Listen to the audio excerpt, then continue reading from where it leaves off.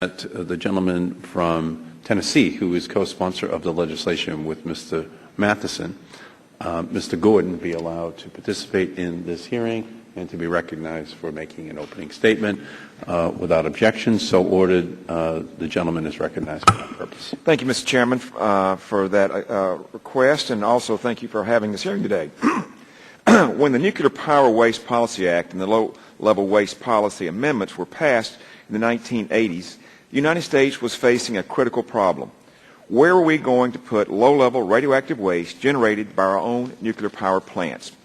We established a compact system under which the states in each compact would be responsible for establishing disposal sites and taking care of their own waste.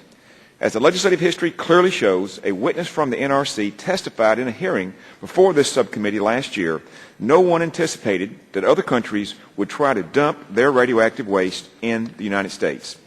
The NRC stated when it drafted regulations allowing the importation of nuclear waste that it did not anticipate, and I quote, appreciable U.S. import or export traffic in low-level radioactive waste.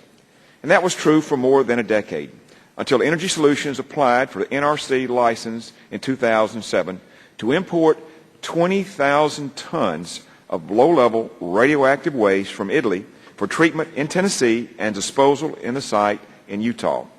Italy does not have a disposal site, nor has it been successful in obtaining public approval for a future site. And Italy is not the only country that doesn't have a waste site or enough capacity for its waste. Britain is running out of room and looking for places to put its waste. Germany, Canada, Belgium, Switzerland, Mexico, and Denmark don't have sites either.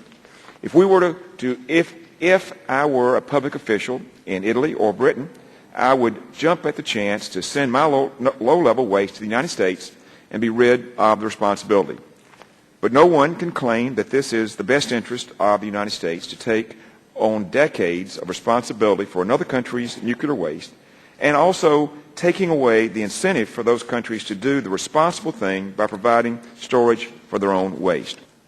As it now stands, the NRC is powerless to prevent foreign import of waste even as space for our domestic waste dwindles. It is clear that only a legislative prohibition will stop the wholesale importation of foreign nuclear waste into the United States. The RED Act provides the prohibition while allowing the President to make exceptions if it is in the national interest. The United States is the only country in the world that allows imports and disposals of low-level radioactive waste from other countries.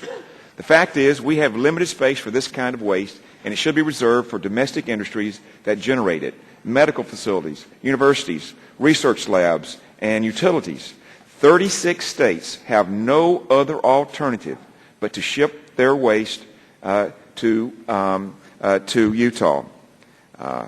So Michigan, Texas, and 34 other states have no other place. That is what the RED Act will do. By banning the importation of radioactive waste for disposal, we also send the world the right message. If you're going to produce low-level radioactive waste, you're going to have to build the necessary facilities to dispose of it. And finally, in all due respect to my friend from Michigan, this is not an anti-nuclear waste bill by any means. It is a pro-domestic nuclear industry. Michigan, as you pointed out, those two facilities near you, if the facility in Utah it runs out of capacity, there will be no place for them to send their waste. Thank you, Mr. Chairman.